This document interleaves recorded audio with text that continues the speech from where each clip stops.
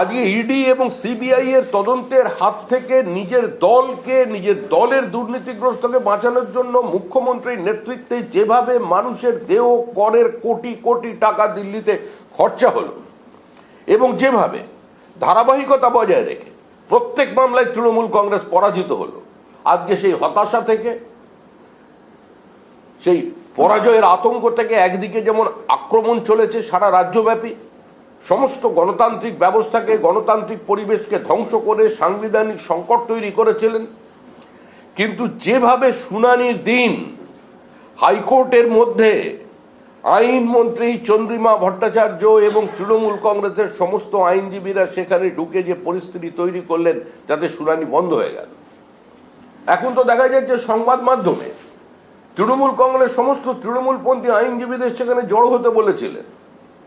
অর্থাৎ বিচার ব্যবস্থার উপরে এই আক্রমণ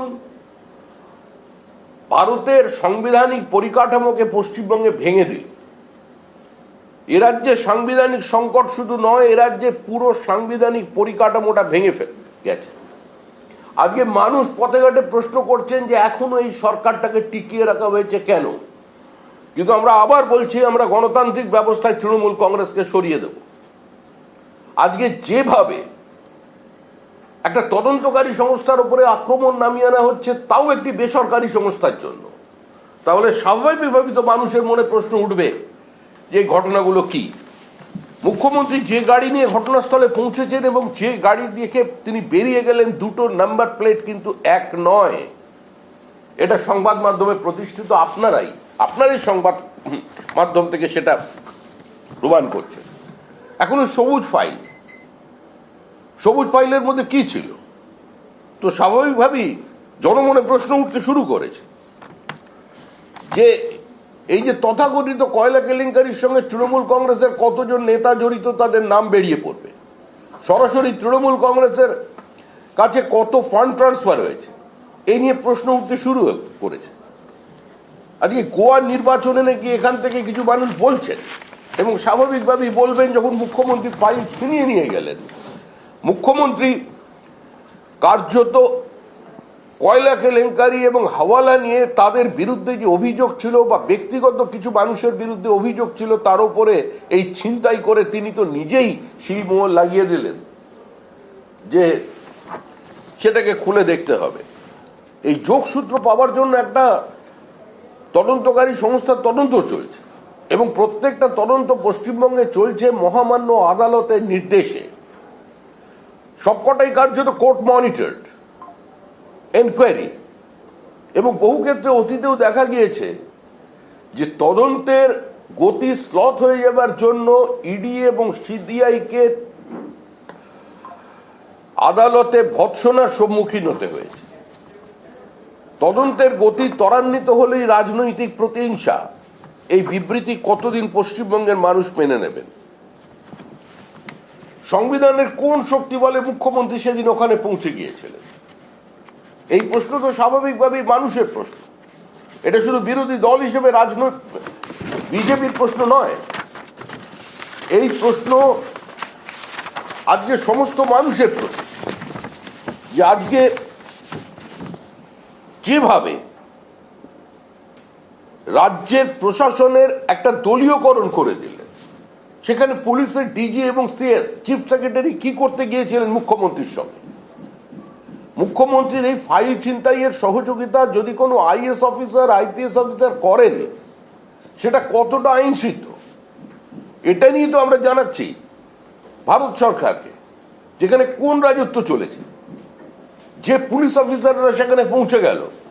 এর আগেও আরেকবার দেখা গেছিল রাজীব কুমারের বাড়িতে রেডকে কেন্দ্র করে মুখ্যমন্ত্রী ঘটনাস্থলে পৌঁছে গিয়েছিলেন এবং সেখানে রাজ্য পুলিশের বিভিন্ন সাব ইন্সপেক্টর, ইন্সপেক্টর থেকে শুরু করে আইপিএস অফিসাররা কি ভূমিকায় ছিলেন, সেটাও কিন্তু মানুষের দৃশ্যমানতায় ছিল এবং মানুষের স্মৃতিশক্তিটাকে এতটা দুর্বল মনে করার কোনো কারণ নেই।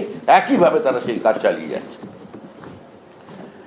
রাজ্য পুলিশকে ব্যক্তিগত কাজে ব্যবহার করবার যে দৃষ্টান্ত তৃণমূল কংগ্রেস রাখলো এবং মমতা বন্দ্যোপাধ্যায় রাখলেন, এতে আমার মনে হয় যে অত্যন্ত দায়িত্ব নিয়ে স্বচ্ছতার সঙ্গে, সততার সঙ্গে, দৃঢ়তার সঙ্গে মুখ্যমন্ত্রী নিজেই নিজের রাজনৈতিক উচ্চতাকে পিছন থেকে ছুরি মেরে দিলেন। তৃণমূল কংগ্রেস আর দুর্নীতি সমার্থক শব্দ। মুখ্যমন্ত্রীর এই ফাইল চিন্তায় সেটাকেই প্রতিষ্ঠিত। তিনি যে ফাইলগুলো নিয়ে এলেন, যাদের সঙ্গে দিয়ে গেলেন, ব্যক্তিগত দেহরক্ষী কোনো জায়গা থেকে ভাড়া করার বাউন্সার নয়, তারা পশ্চিমবঙ্গ রাজ্য সরকারের কর্মচারী, পশ্চিমবঙ্গের পুলিশ। আজকে তাদের নিয়ে মুখ্যমন্ত্রী এই কাজে নেমে পড়লেন।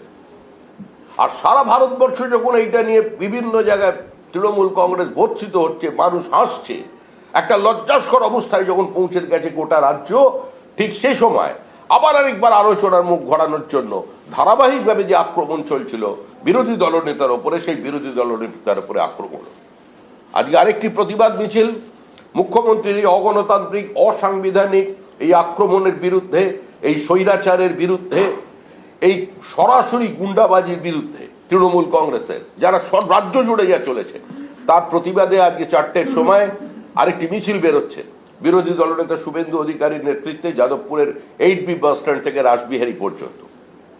কারণ তৃণমূল কংগ্রেস যদি মনে করে দিনের পর দিন বিজেপি কর্মীদের উপরে আক্রমণ করে, বিজেপি কর্মীদের খুন করে, 300-র বেশি বিজেপি কর্মীকে গত 14 বছরে খুন করা হয়েছে, এত গণধর্ষণ করা হয়েছে, এভাবে বিজেপিকে দমিয়ে রাখা যাবে? বা তৃণমূল কংগ্রেস বিভাজন এর রাজনীতি, সাম্প্রদায়িকতার রাজনীতি, মৌলবাদের কাজে আত্মসমর্পণের রাজনীতি, র্যাডিক্যালাইজেশনের জন্য জমি তৈরি করে দেবার রাজনীতি, পশ্চিমবঙ্গকে প্যাসেজ বানিয়ে ফেলে বিভিন্ন জায়গায় অনুপ্রবেশকারীদের পাঠিয়ে দেবার রাজনীতি, মুর্শিদাবাদকে এপিক সেন্টার বানিয়ে সেখান থেকে বিহারের বিভিন্ন জায়গায়, ঝাড়খণ্ডের বিভিন্ন জায়গায় বাংলাদেশি মুসলিম অনুপ্রবেশকারীদের পাঠিয়ে সেখানে আদিবাসীদের জমি কেড়ে যে ল্যান্ড জিহাদ চলেছে, আজকে তাকে সমর্থন করবে, তাহলে পশ্চিমবঙ্গের মানুষও তার জবাব দেবে।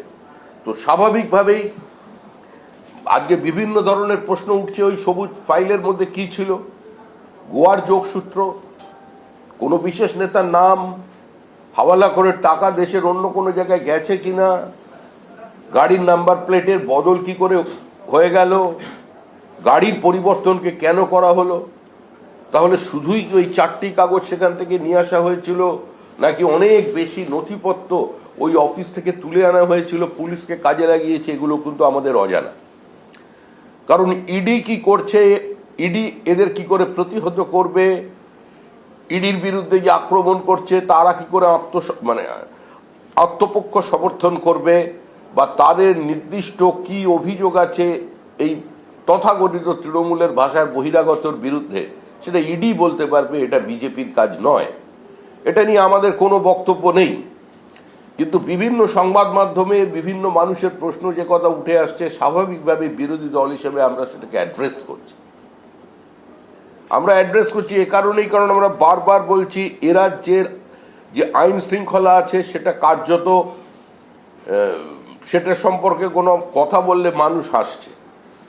সেদিন একজন বলছেন, একটা জায়গায় একটা দেখলাম, মানে পশ্চিমবঙ্গ যৌতুক নিয়ে এত হাস্য কৌতুক শুরু হয়ে গেছে চারিদিকে, বলছেন Bengal's means development as if Pakistan means piece. তো এই পর্যায়ে আজকে রাজ্যকে যারা নিয়ে চলে গেছে, রাজ্যে কার্যত বিনিয়োগ শূন্য হয়ে গেছে। ৩,৫০০ থেকে বেশি কোম্পানি আজকে তাদের হেডকোয়ার্টার এখান থেকে সরিয়ে নিয়ে গেছে। এখান থেকে শ্রমিক চলে যাচ্ছে, এখান থেকে শিল্পপতি চলে যাচ্ছে, এখান থেকে ছাত্র চলে যাচ্ছে।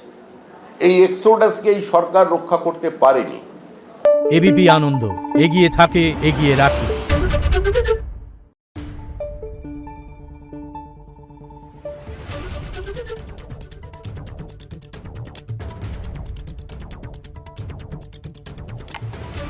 Thank you.